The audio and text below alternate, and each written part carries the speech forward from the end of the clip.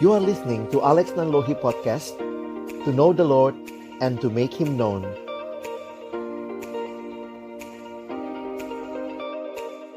Selamat malam teman-teman sekalian dan juga kakak-kakak staff yang hari ini kita sama-sama boleh dibekali sekali lagi untuk pelayanan sebagai konselor bagi adik-adik kita nanti. Dan malam hari ini saya coba share satu presentasi buat kita juga. Jadi boleh tolong yang satunya buat share screen yang laptop. Oke.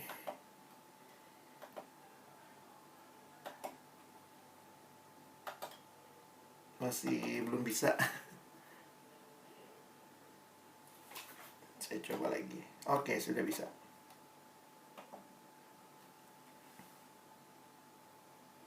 Iya. Kesempatan seperti ini tentunya jadi kesempatan yang indah, karena paling tidak teman-teman juga yang tadi dikatakan ada yang sudah pernah mungkin, ataupun ada yang akan sekali lagi Tuhan beri kesempatan pertama kali ya untuk bisa share apa yang menjadi kehendak Tuhan dalam KKR nanti, dalam IATA nanti ya. Nah, saya coba mengajak kita untuk melihat dalam bagian ini dua hal saja. Yang pertama, kita akan melihat bagaimana firman Tuhan mengingatkan kita juga tentang apa sih artinya penginjilan, sehingga saya pikir ini akan menolong kita juga bisa memahami lebih jauh. Kita akan melihat apa itu Injil dan bagaimana sikap kita sebagai orang-orang yang dipercayakan juga berbagian dalam pemberitaan Injil. Dan nanti yang kedua, saya mungkin coba masuk ke beberapa kebiasaan teknis. Nanti teman-teman silakan disesuaikan dengan apa yang biasa dilakukan dalam pelayanan di IATA sebelumnya ya. Saya coba melihat beberapa hal, nanti kita coba perhatikan sama-sama. Nah, kita mulai dulu dengan Injil itu apa ya.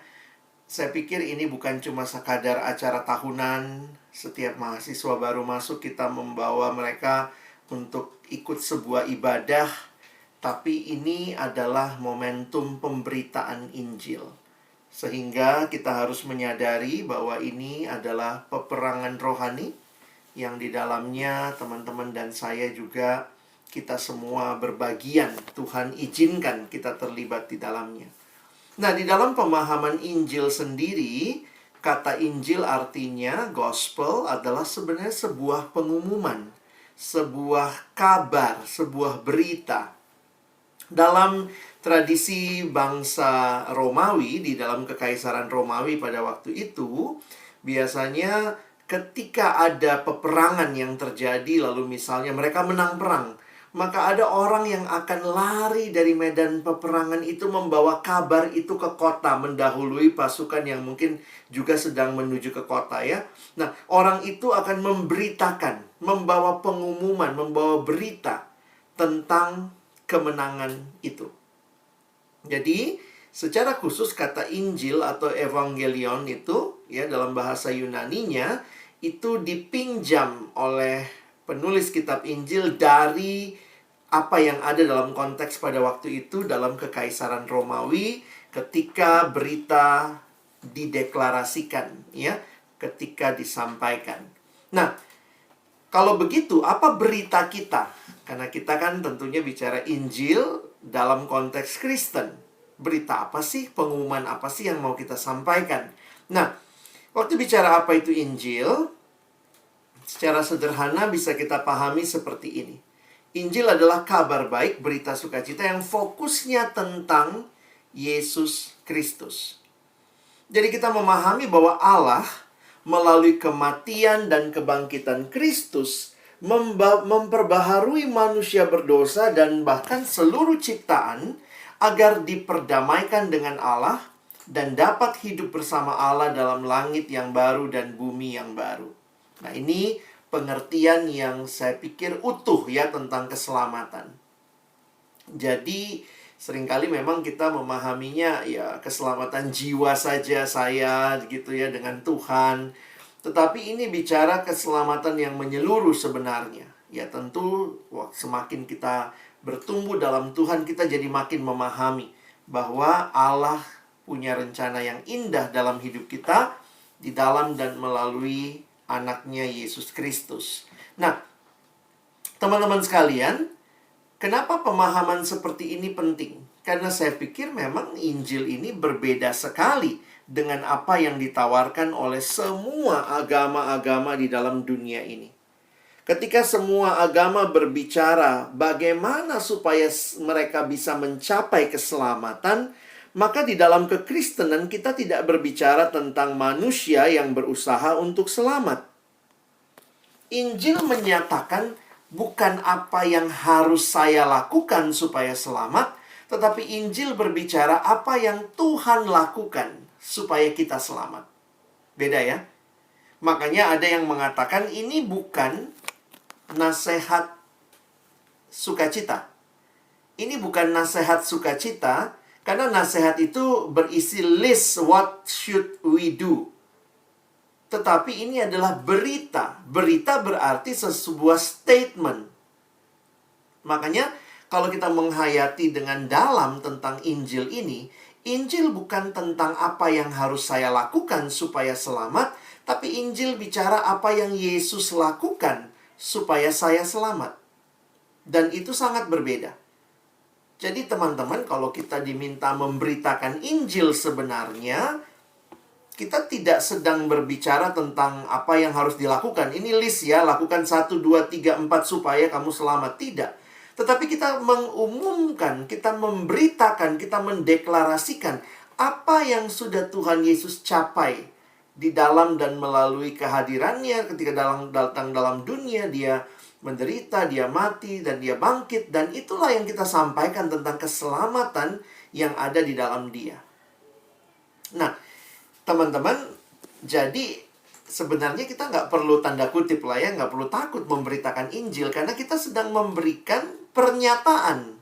Kita sedang menyampaikan apa yang kita pahami, yang kita yakini, yang Tuhan sudah lakukan bagi kita. Nah, yang menarik adalah biasanya di dalam kebaktian, kesannya yang memberitakan Injil itu cuma pembicara ya. Tapi saya sih menghayatinya bahwa sebenarnya Tuhan pakai semua kita. Ya, Tuhan pakai teman-teman juga yang sudah menyiapkan ini semua.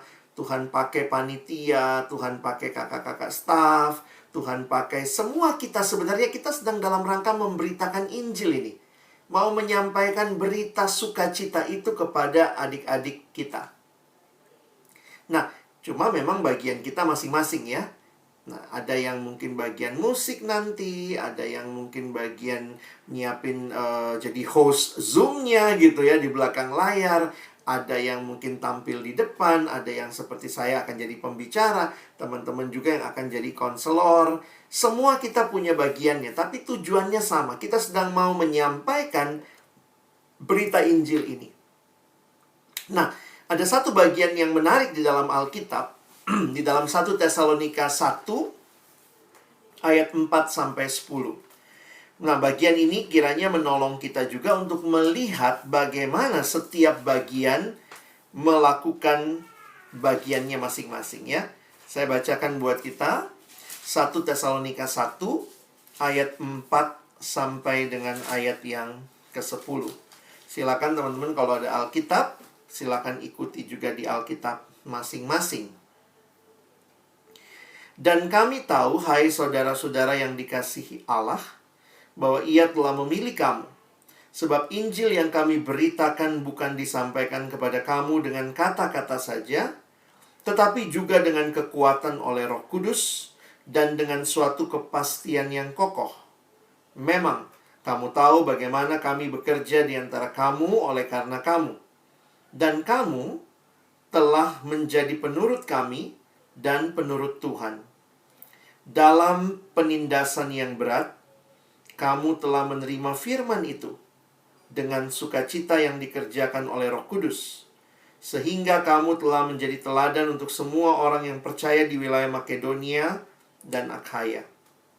Karena dari antara kamu firman Tuhan bergema bukan hanya di Makedonia dan Akhaya saja, tetapi di semua tempat telah tersiar kabar tentang imanmu kepada Allah, sehingga kami tidak usah mengatakan apa-apa tentang hal itu. Sebab mereka sendiri bercerita tentang kami, bagaimana kamu sambut, dan bagaimana kamu berbalik dari berhala-berhala kepada Allah untuk melayani Allah yang hidup dan yang benar, dan untuk menantikan kedatangan anaknya dari sorga yang telah dibangkitkannya dari antara orang mati, yaitu Yesus yang telah menyelamatkan kita dari murka yang akan datang. Saya mengajak kita memperhatikan dalam bagian ini untuk kita juga nanti bisa refleksikan, gitu ya. Siapa saja yang berperan dan perannya apa? Nah, ini supaya kita nggak salah peran ya. Nanti kalau kita salah peran, malah kita jadi lupa diri, ya. Nah, pertama, kita bisa melihat dari ayat yang kita baca tadi, perannya Allah. Di dalam bagian tadi, ayat 4, peran Allah apa? Peran Allah adalah Allah memilih orang-orang yang diselamatkan. Teman-teman sadar betul ya, bukan kita kok yang memilih orang-orang itu. Teman-teman dan saya lakukan bagian kita, tetapi ada Allah yang telah memilih mereka. Ya, Allah yang telah mempunyai rencana yang indah, dan Allah yang juga akan membawa mereka kepada Dia. Yang kedua, Yesus. Peran Yesus adalah menyelamatkan. Ayat 10 tadi mengatakan menyelamatkan dari murka yang akan datang. Peran Paulus. Nah, saya bisa katakan ini juga nih peran kita ya, karena kita sebenarnya sedang berusaha menyampaikan Injil itu, ya. Peran Paulus adalah mengkomunikasikan Injil. Itu yang ditulis di ayat yang kelima. Nah, lalu kemudian ayat 5 dan ayat 6 bicara juga perannya Roh Kudus. Ya. Nah, peran Roh Kudus itu bisa kita lihat ada 3. Menguatkan orang yang mengkomunikasikan Injil, itu yang Paulus bilang di ayat 5. Bukan dia menyampaikan dengan kata-katanya saja, ya, tetapi dengan kekuatan oleh Roh Kudus. Lalu buat orang yang mendengar Injil, Roh Kudus mengiluminasikan. Itu artinya menyingkapkan. Dan Roh Kudus membuka hati dan mereka menerima Injil dengan sukacita. Dan peran jemaat Tesalonika. Teman-teman jangan lupa, jemaat juga ada bagiannya gitu ya. Perannya adalah mendengar Injil dan menyambutnya dengan penuh sukacita, meresponinya melalui iman, dan berbalik kepada Allah. Nah, coba kita lihat sama-sama nih. Peran kita tuh yang seperti Paulus dan adik-adik angkatan baru itu seperti jemaat Tesalonika. Teman-teman makin menghayati pentingnya hal seperti ini supaya kita bisa paham betul ya apa yang harusnya jadi bagian kita. Teman-teman dan saya, kita harus belajar mengkomunikasikan Injil itu. Saya akan mempersiapkannya, membagikannya dalam bentuk khotbah, KKR. Teman-teman akan menyiapkannya, menyampaikannya atau meneguhkan itu melalui konseling. Ya. Sehingga harusnya ini jelas peran masing-masing. Nah, kalau kita elaborasi lebih jauh lagi sebenarnya, di dalam 1 Tesalonika pasal yang kedua, ada kalimat yang menarik di ayat yang ke-8. Ya. Ini tabelnya ya. Kalau tadi kita coba summary, kita summarize. Dalam bahasa teologi itu yang paling kanan ya. Allah memilih, election. Yesus menyelamatkan, atonement. Paulus sang penginjil membawa Injil, supaya ini yang terjadi namanya external call, panggilan Allah. Lalu Roh Kudus itu internal call. Dan jemaat Tesalonika mengalami yang namanya iman dan pertobatan. Bahasa teologianya dipakai istilah conversion. Nah, kenapa ini jadi penting? Saya mau elaborasi lebih jauh lagi peran penginjil. Karena kalau kita maju lagi 1 Tesalonika pasal yang kedua, nah ini yang abang bilang tadi ya, 1 Tesalonika 2 ayat yang ke-8. Perhatikan sebentar bagaimana Paulus menyaksikan apa yang dia lakukan. Demikianlah kami dalam kasih sayang yang besar akan kamu, bukan saja rela membagi Injil Allah dengan kamu, tetapi juga hidup kami dengan kamu, karena kamu telah kami kasihi. Nah, waktu saya mempelajari ayat ini, saya jadi makin sadar begitu ya, bahwa memang kita saling membutuhkan. Bahkan kita pun sudah punya pola juga dalam pelayanan di mahasiswa, bahwa orang-orang yang sudah ikut kebaktian KKR, IATA ini akan nanti dikonseling, nanti diperkenalkan PMKT, lalu kemudian nanti kita jangkau mereka untuk dimuridkan. Jadi memang kita akan melihat ini bukan one time event. Bikin IATA selesai, banyak yang ikut, that's all. Ini adalah rangkaian di mana sebenarnya Injil dibagikan, tapi juga ada hidup yang dibagikan. Mungkin ini secara lebih khusus nanti akan terlihat ketika ada orang yang menjadi pemimpin-pemimpin KTB, pemimpin kelompok-kelompok kecil. Nah, tetapi dalam IATA kali ini, saya coba membaginya gitu ya. Saya menyampaikan firman, tapi mungkin dalam tanda kutip, membagi hidup itu ya teman-teman yang konselor.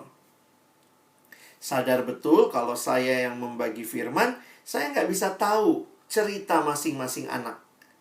Nah, teman-teman yang kemudian nanti yang masuk ke dalam kelompok mungkin ya, dalam breakout room akan menolong mereka juga menyampaikan apa yang menjadi hal yang mereka putuskan. Kita di dalamnya juga jadi bisa tahu cerita mereka. Jadi disinilah pentingnya semua peran ini menyatu, ya. Nah, kalimat selanjutnya, peran kita, ya, teman-teman dan saya adalah mengkomunikasikan Injil. Kalau kita pakai 2 ayat tadi dengan 1 Tesalonika 2, berarti melalui perkataan dan juga perbuatan. Nah, tapi mesti ingat ya, peran kita bukanlah sebagai Allah. Sehingga kita tidak secara berdaulat memilih siapa yang akan atau yang dapat diselamatkan. Saya jujur aja beberapa kali juga kalau pimpin KKR gitu ya, kalau lagi offline misalnya di kelas gitu, dulu-dulu tuh suka merasa tertekan juga tuh. Jadi pembicara, kita udah persiapan, udah khotbah, kok nggak ada yang bertobat gitu ya. Siapa yang mau terima Yesus? Ya ampun, 1 orang. Ada pernah nggak ada gitu ya. Ini gimana gitu ya. Tapi kemudian saya jadi sadar ya, bagian saya adalah beritakan Injil. Hasil itu ya bagiannya Tuhan. Teman-teman nggak bisa memilih siapa yang diselamatkan. Itu semata-mata karya Tuhan. Kita bukan Allah. Kita bukan Yesus. Peran kita bukanlah sebagai Yesus. Kita tidak menyelamatkan orang-orang dari dosa mereka. Engkau dan saya bukan juru selamat. Karena itu, kita mesti tahu, fokus kita membawa mereka ketemu sama Yesus. Peran kita juga bukan Roh Kudus. Kita nggak bisa paksa orang untuk percaya. Kadang-kadang kan secara nggak sadar kita tuh kayak ini ya, kalau mungkin jadi pembicara tuh, siapa yang mau terima Yesus? Nggak ada yang angkat tangan. Lebih kenceng lagi, siapa yang mau terima Yesus? Kurang lagi, siapa yang mau terima? Itu bukan demikian. Karena kita nggak bisa memaksa. Sebaliknya, kita harusnya fokus dengan peran kita sebagai orang yang menyampaikan Injil atau namanya penginjil dan melakukannya dengan baik. Nah, ini ada pertanyaan refleksi nih. Apa akibatnya ya kalau kita salah peran ya? Saya pikir sih kalau kita salah peran ya frustasi. Ketika nggak ada yang bertobat, kita rasa, aduh gue salah apa ya? Gue kurang apa ya? Padahal ya dalam anugerah Tuhan, ya Tuhan yang punya kehendak, Dia yang memilih, Dia yang menyelamatkan. Tapi di sisi lain juga begini, ketika misalnya orang-orang yang kita layani ini, kalau kita tidak menyiapkan bagian kita dengan baik, padahal itu cara Tuhan untuk membawa Injil itu kepada mereka. Jadi saya melihatnya gini, kalau kita miss this opportunity, ya sebenarnya yang rugi itu kitanya. Karena Tuhan lagi mau pakai kita nggak siapin dengan baik, ya we miss this opportunity. Menikmati Tuhan bekerja di dalam dan melalui kehidupan kita. Aplikasi lain yang saya pikirin, ya kita punya sikap hati yang benar. Sikap hati yang ketika banyak yang bertobat, kita nggak sombong. Ketika nggak ada yang bertobat, kita nggak tertekan. Ketika kalian membimbing orang di dalam breakout room nanti, masuk dalam kelompok-kelompok, kayaknya anak-anaknya tuh terkesan banget. Wih, abang ini, kakak ini luar biasa, mbak ini luar biasa. Kita pun nggak akan sombong. Tapi kita akan belajar untuk melihat, iya Tuhan, ini semua anugerah-Mu. Bukan saya yang bisa bawa dia bertobat, hanya karena anugerah Tuhan. Saya cuma alat. Saya pikir kita harus tahu diri, hati yang benar, bagian kita lakukan, dan kita melihat bagaimana Tuhan akan menggabungkan semua itu. Jadi kalau dikatakan penginjilan itu apa? Ya kita harus, kalau Allah yang memilih, Yesus yang menyelamatkan, Roh Kudus yang memberikan keyakinan, saya pikir sih penginjilan itu kuncinya doa. Doa apa? Minta sama Tuhan. Kita minta angkatan 2020 ini. Tuhan, kami minta di dalam nama Tuhan Yesus, penginjilan ini bukan dimulai dengan sekedar saya nyiapin dengan baik jadi konseling sampai ada pembekalan seperti ini. Saya nanti siapin khotbah, teman-teman siapin jadi konselor yang baik. Kita siapin nanti room Zoom-nya, kita bikin videonya, kita bikin slide-nya supaya menarik. Tapi lebih dari itu, mari kita bertelut di hadapan Tuhan, minta sama Tuhan yang sangat mengasihi jiwa-jiwa ini. Sehingga doa yang tulus, doa yang berseru kepada Tuhan, saya pikir itulah awal dari Allah bekerja dalam membawa orang-orang yang memang Tuhan sudah pilih itu. Nah, dalam satu buku yang saya pakai, dia mencoba menyimpulkan kalau begitu apa sih penginjilan itu gitu ya. Nah, dia mengatakan begini. Penginjilan adalah usaha manusiawi kita untuk memberitakan pesan ini. Jadi bagian teman-teman dan saya adalah beritakan pesannya dengan baik. Nah, di dalam Alkitab, penulis-penulis Alkitab mengkomunikasikan pesan itu dengan berbagai cara ya. Bahasa, idiom, metafora, cerita, pengalaman, personalitas, emosi, konteks, budaya, letak keberadaan kita. Jadi, dengan usaha manusiawi untuk menyampaikan pesan ini, lalu kemudian percaya serta berdoa supaya Allah di dalam kehendaknya yang berdaulat akan menggunakan usaha manusiawi kita ini ya. Usaha manusiawi dan natural kita secara supranatural untuk mencapai tujuan ilahinya. Jadi kiranya teman-teman dan saya juga kita benar-benar adalah orang-orang yang tekun dalam doa ketika kita merindukan ada orang-orang yang boleh diselamatkan. Nah, saya menggunakan satu buku yang judulnya Evangelism in a Skeptical World. Sebenarnya dia mau menyampaikan dari pesan 1 Tesalonika ini, penginjilan itu apa? Bukan masalah metode, sebenarnya sederhana sekali ya. Penginjilan itu adalah semua kita dapat membagikan ceritanya, maksudnya cerita hidup kita, mengenai cerita Allah di dalam bahasa kita. Ya. Nah, jadi secara sederhana ini menggabungkan ceritaku tentang Dia dalam bahasa yang kusampaikan. Nah, pendekatan yang dia pakai dalam bukunya, dia bilang, cobalah susun ceritamu. Nah, ini buat teman-teman nanti dalam arti sebagai penginjil ya. Maksudnya kalau ditanya bagaimana memberitakan Injil secara sederhana. Ya, ini bukan cuma tips buat konseling ya, untuk jadi konselor. Tapi dalam hidupmu sehari-hari nanti, kamu kan nggak ketemu hanya angkatan 2020 aja. Mungkin kamu di rumah, ketemu sama orang tua, ketemu sama teman, ketemu sama orang-orang yang bukan dari agama Kristen. Apa yang bisa kita lakukan? Bagaimana kita menginjili? Makanya digambarkan dalam ayat ini. 1 Tesalonika 1 ayat 9 sampai 10. Ya. Jadi perhatikan, mereka sendiri bercerita tentang kami, bagaimana kamu sambut. Jadi jemaat Tesalonika menyambut Paulus dan timnya. Bagaimana kami, Paulus dan tim, kamu sambut jemaat Tesalonika. Dan bagaimana kamu berbalik dari berhala-berhala. Siapa yang berbalik? Jemaat Tesalonika. Berbalik dari berhala untuk melayani Allah yang hidup dan yang benar.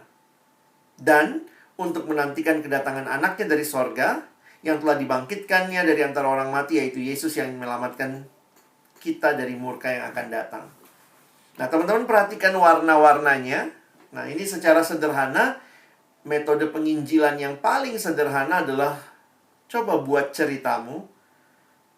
Elemen yang ada dalam mempresentasikan berita Injil, siapa Yesus? Lalu siapa kita? Dan apa yang telah Yesus lakukan atau berikan? Lalu apa yang menjadi respon kita? Nah, poinnya dari ayat ini kan, siapa Yesus? Anak Allah dari sorga. Siapa kita? Kita harusnya dimurkai. Apa yang Yesus lakukan? Dia menyelamatkan kita. Apa respon kita? Berbalik dari berhala untuk melayani Allah yang hidup dan yang benar. Jadi sebenarnya setiap kita yang sudah mengalami karya Tuhan dalam hidup kita, kita punya cerita kita tentang kehadiran Dia dalam hidup kita yang bisa kita saksikan. Memang pada akhirnya saya pikir jangan sampai yang punya semangat KKR cuman stafnya gitu ya. Cuman saya pembicaranya, cuman panitianya. Sebenarnya semua kita dalam bagian masing-masing sedang merindukan menyampaikan berita sukacita ini. Nah, bagian kita masing-masing adalah kita coba lihat bagian kita ya. Saya nanti akan berbicara dari sisi khotbah. Ya, di dalamnya nanti akan ada siapa Yesus, siapa kita manusia berdosa, siapa Yesus, Dia juru selamat. Apa sih yang Yesus lakukan? Bagaimana Dia menyelamatkan kita melalui kematiannya di kayu salib? Lalu apa yang menjadi respon kita? Nah, jadi teman-teman sebenarnya semua bisa jadi pembicara KKR ya. Walaupun dalam tanda kutip kalian dalam PI personal, saya harap kita tidak jadi EOPI ya, event organizer, supaya PI dilakukan, penginjilan dilakukan. Tapi sebenarnya kita harusnya jadi orang-orang yang rindu ber-PI. Makanya secara personal sebaiknya kita pun punya cara. Nah, saya pikir ini cara yang sangat sederhana ya. Nah, memang di dalam kesempatan kali ini, karena kita akan masuk dalam konseling, maka mungkin ya nggak mesti semua diulangi ya. Sorry, sebentar. Tidak mesti semuanya diulangi. Dalam pengertiannya begini, kan pasti saya juga sudah ngomong ya tentang siapa Yesus, siapa kita, apa yang Yesus telah berikan, dan bagaimana respon kita. Sorry. Nah, sekarang kita masuk kepada teknisnya ya. Kira-kira teknisnya seperti apa? Karena kita lagi online, mungkin secara sederhana juga supaya kelihatan lebih personal ya. Tapi nanti saya nggak tahu nih kebiasaan atau teman-teman seperti apa, kuotanya cukup apa enggak. Sebaiknya nanti sebagai pemimpin kalian nyalakan kamera. Ya, kalau mungkin pesertanya agak susah nyalain kamera, mungkin oke lah. Tapi sebagai pemimpin sebaiknya nyalakan kamera, berpakaianlah dengan sopan ya. Posisi juga baik begitu. Nah, sebenarnya kan ada ininya ya. Ada tips and triknya. Misalnya saya karena diajarin juga waktu itu ya. Kalau nge-zoom supaya enak dilihat harus kelihatan sampai batas dada misalnya. Nah, itu tips and triknya lah begitu. Sehingga misalnya kalau ada gerakan tangan terlihat, hati-hati dengan cahaya gitu ya, jangan cahaya dari belakang jadi nggak kelihatan dengan baik. Kalau juga mungkin pakai virtual background, perhatiin. Nah itu tapi itu teknis lah ya, cuman untuk supaya enak dilihat, baik gitu ya. Nah lalu secara teknis ya mungkin kita mulai dengan kenalan lebih dahulu. Tanyakan secara singkat tentang siapa aja di kelompok kita nanti, namanya, mungkin jurusan. Nah mungkin juga dalam penulisan nama udah ketahuan. Tapi ya perkenalan singkat mungkin akan menolong sehingga teman-teman paling nggak tahu namanya. Dan mungkin juga secara khusus tanyakan nama panggilan orang itu, atau dia maunya dipanggil apa. Supaya waktu kita ngobrol, ya teman-teman kalau bisa, kalau susah hafal nama ya catat ya. Karena bisa jadi nama yang dia tulis di Zoom-nya karena dipakai buat kuliah itu beda sama nama panggilannya. Saya beberapa kali juga orang merasa personal tuh kalau dipanggil namanya. Jadi misalnya kalau nanti kita ngobrol, iya gimana Alex gitu ya. Nama saya kan Alexander Agus. Nah kalau misalnya saya dipanggil Alexander itu saya rasa kurang personal. Karena saya lebih senang dipanggil Alex. Alexander kan kayak kepanjangan gitu ya. Jadi waktu teman-teman tahu namanya, itu bisa menolong juga untuk ya menciptakan kedekatan dalam situasi kan kita lagi tidak bertemu langsung. Lalu mulailah dengan doa secara singkat. Mungkin kalau sudah kenalan juga bisa ya, kenalan dulu lalu doa. Nah saya nggak tahu nanti ada berapa orang dalam kelompok teman-teman. Tapi kalau kita udah kenalan kan jadi enak gitu ya. Tuhan, kami berdoa untuk percakapan kami siang hari ini. Di kelompok ini ada siapa? Ada Alex, ada Mbak Niken, ada Kak Ling, ada Mas Anto. Jadi kita bisa sebut nama mereka karena kita udah tahu ya namanya tadi ya. Nah, itu kan make it personal lah dengan doa yang singkat ya. Lalu sesudahnya ya teman-teman bisa tanyakan keputusan apa yang dia ambil. Mengapa dia ambil, kenapa dia pilih yang itu. Nah ini sebenarnya baik kita offline maupun online. Ya kita bisa mulai dengan percakapan ini ya teman-teman. Apa nih yang teman-teman tadi waktu habis dengar firman, karena nanti saya akan kasih calling ya. Siapa yang mau terima Yesus, mungkin yang kedua juga siapa yang mau membaharui komitmen. Jadi teman-teman bisa bertugas lebih jauh lagi menolong mereka untuk melihat komitmen apa yang mereka ambil. Nah sebenarnya ini cuma guideline ya. Nanti kalian lihatlah arahnya, percakapannya kayak apa. Nah bisa tanyakan juga apa yang mereka rasakan mungkin setelah tadi ambil keputusan itu, begitu ya. Nah mungkin fokusnya karena waktu kita kan nggak panjang, tentunya teman-teman juga nggak usah ngulangin khotbah ya. Tapi kita bisa tahu lah kira-kira dari percakapan pertanyaan ini. Nah ini contoh aja ya, teman-teman bisa makin jelas nih tahu. Apakah dia pertama kali terima Yesus? Nah kalau dia pertama kali terima, sebenarnya poin kita adalah teguhkan keputusannya. Kalau dia sudah pernah terima Yesus, misalnya kan kita nanya, oh tadi saya ambil keputusannya memperbaharui komitmen. Atau dia bilang, oh saya sih udah terima Yesus kak, misalnya gitu ya. Nah kita mungkin bisa tanya lebih, oh iya kapan terima Yesus, momentumnya apa, mungkin waktu itu ikut retret di sekolahnya kah, atau mungkin dia dari kecil sudah diinjili oleh orang tuanya kah. Jadi waktu dia bisa bercerita ya kita melihat, kita bisa mengapresiasi dalam arti, oh iya ya puji Tuhan, Tuhan udah berkarya dalam hidupmu begitu. Dan juga bisa kelihatan kalau dia masih ragu. Nah kalau dia masih ragu, saya tadi nggak ngerti kak, saya nggak ngerti apa sih yang dimaksud terima Yesus. Saya kayaknya masih belum sungguh-sungguh percaya deh. Nah coba tanyakan hal apa yang dia masih ragukan. Nah coba tanyakan apa yang bisa didoakan. Nah karena waktu kita terbatas, daripada kita habiskan waktu mengatasi keraguan dia, mungkin buat janjian untuk percakapan lebih lanjut. Karena mungkin dalam kelompok nanti bukan cuma teman-teman dan dia kan, tapi ada orang yang lain. Nah itu yang perlu juga teman-teman bisa membaca juga Jangan sampai kita berdua asik ngobrol keraguan dia, padahal yang lain juga mungkin punya kebutuhan yang lain yang harus kita jawab. Nah, teman-teman, secara praktis sebenarnya cuman ini ya. Teman-teman bisa coba lihat apa yang dia ambil, keputusannya apa. Nah, percakapan kita akan berkembang dari situ. Nah, slide-slide berikut ini sebenarnya cuma ya tergantung situasi aja. Poinnya kan nggak ngulang khotbah ya, nggak perlu lagi teman-teman ulangin khotbah yang saya sampaikan, tapi kalian mungkin bisa mempertegas. Misalnya kalau dia merasa, aduh kayaknya Tuhan nggak bakal ngampunin saya deh, saya udah najis banget, saya udah gini banget misalnya ya.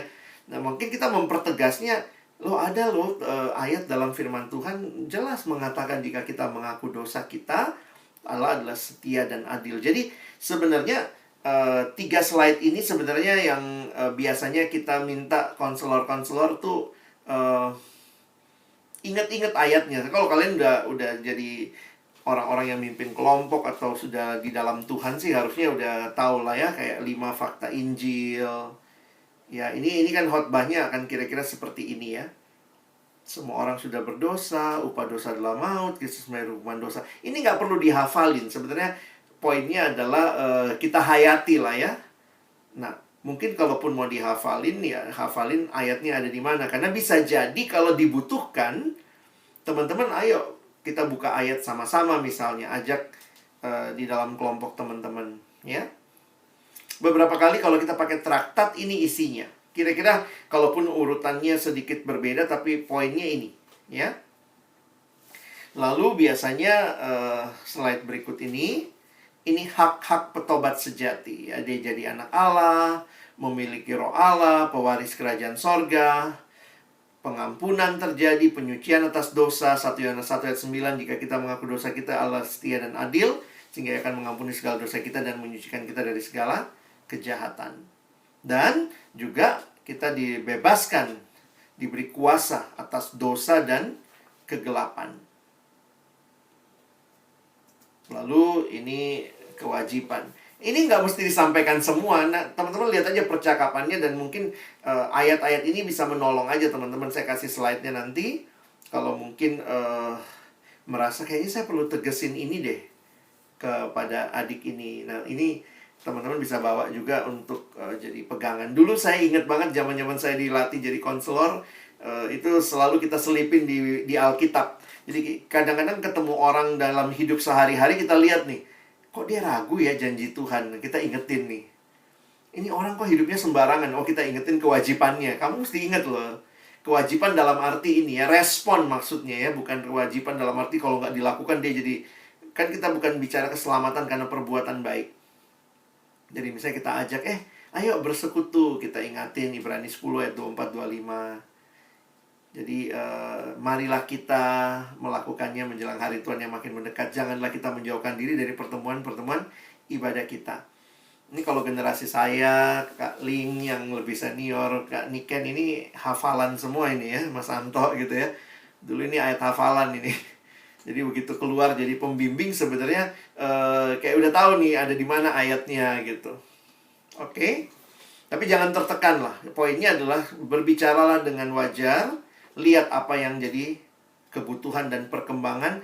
Karena teman-teman kan punya waktu juga terbatas. Kita nggak selamanya ada di dalam kelompok sharing itu panjang gitu ya.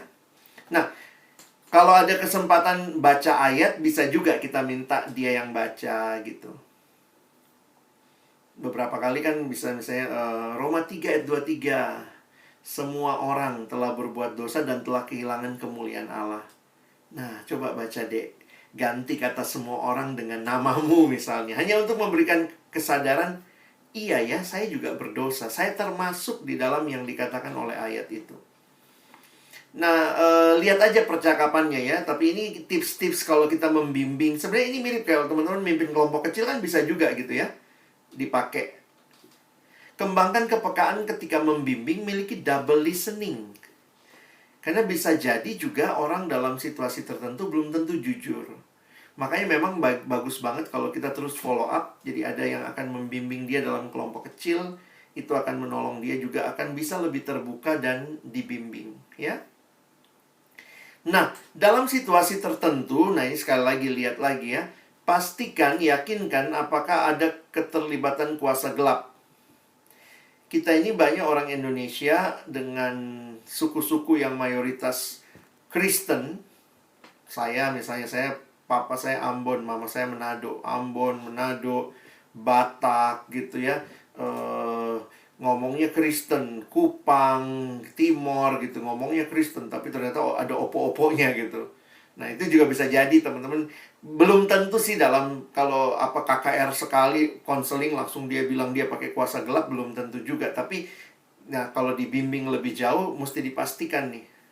Jangan-jangan ada jimat-jimat yang belum dia serahkan atau belum diputuskan, dan itu harus dilayani lebih jauh. Nah, jadi bagian ini sebenarnya kita cuma meneguhkan keselamatan dia ya. Nah, lalu kemudian akhiri setelah ada kesimpulan, misalnya ya, kita bicara jadi hari ini, kita sama-sama bersyukur ya, teman-teman sudah mengambil keputusan di hadapan Tuhan, ini semua anugerah Tuhan.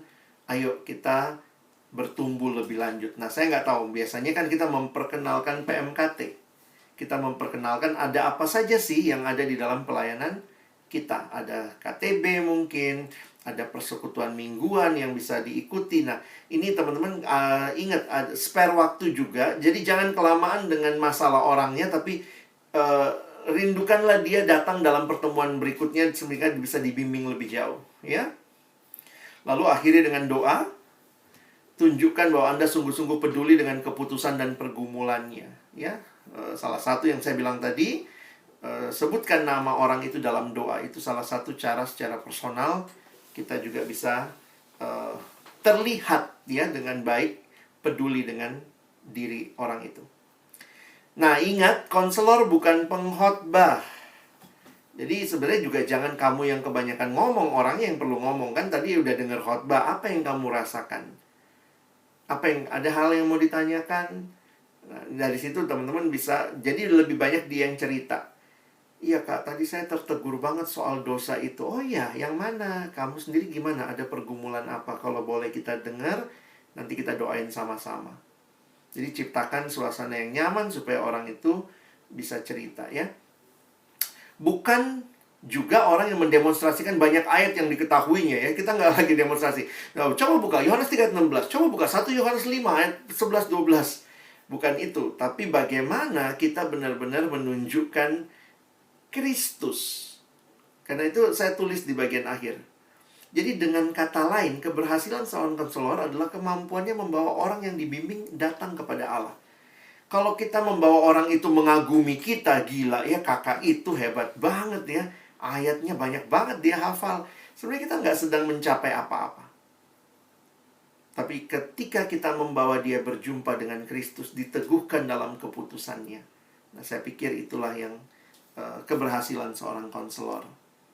Nah, jadi teman-teman, selamat melayani, selamat mempersiapkan diri. Ini cuma guideline. Teknisnya, kebiasaan, apa yang mungkin nanti terjadi, teman-teman berselancar lah. Kalau sekarang istilahnya gitu ya, berselancar lah ya, supaya dengan baik teman-teman bisa dipakai Tuhan dalam bagian teman-teman. Amin. Silakan. Kak, kenalin nama aku Nathan. Iya, Nathan.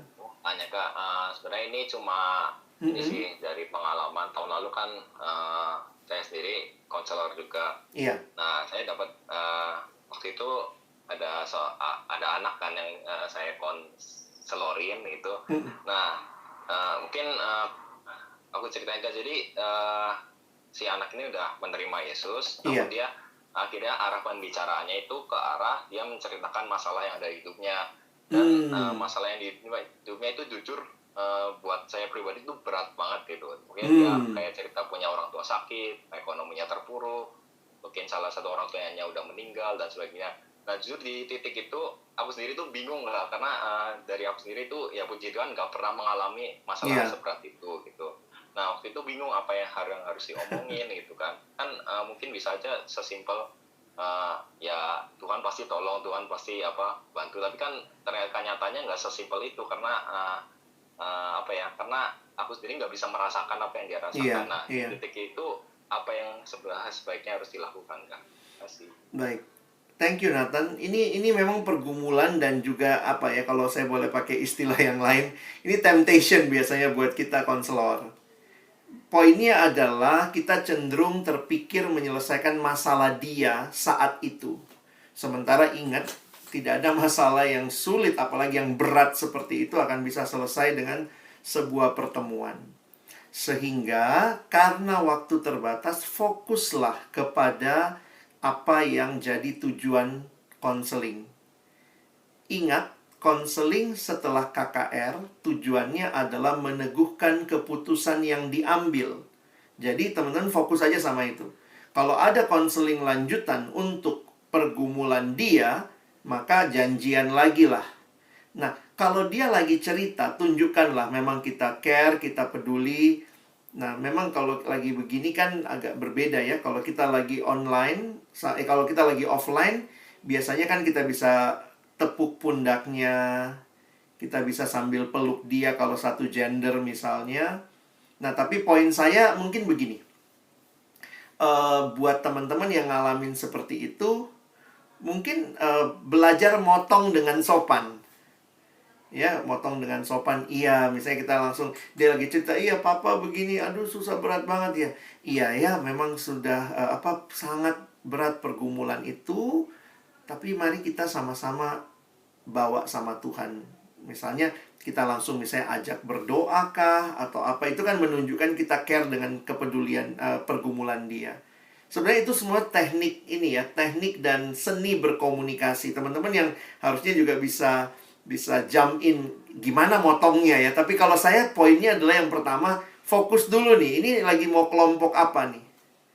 Kayaknya kalau saya sadari ini kelompok meneguhkan komitmen. Jadi fokusnya itu.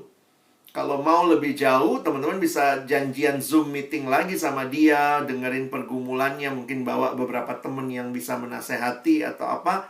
Tapi dalam pertemuan yang terbatas, belajar untuk bisa fokus dengan baik. Saya beberapa kali juga alamin yang kayak gitu kan, orang dibimbing, atau dia udah cerita yang lain gitu. Jadi ya kayak misalnya, wah thank you banget ceritanya, aduh luar biasa ya. Tapi yuk kita sama-sama hari ini mau lihat dulu nih, tadi keputusan apa yang diambil. Jadi kita yang mesti balikin lagi ke arah itu. Nah, orang-orang seperti ini yang saya pikir ke depan dia butuh komunitas yang membangun, dan teman-teman bisa disitulah masuk ya. Karena itulah kita ada PMKT yang kita rindu juga membangun kamu ya. Jadi kita bisa mulai masuk juga memperkenalkan. Sejauh ini gitu kali Nathan ya. Oke, Kak. Makasih, Kak. Sama-sama. Apakah masih ada?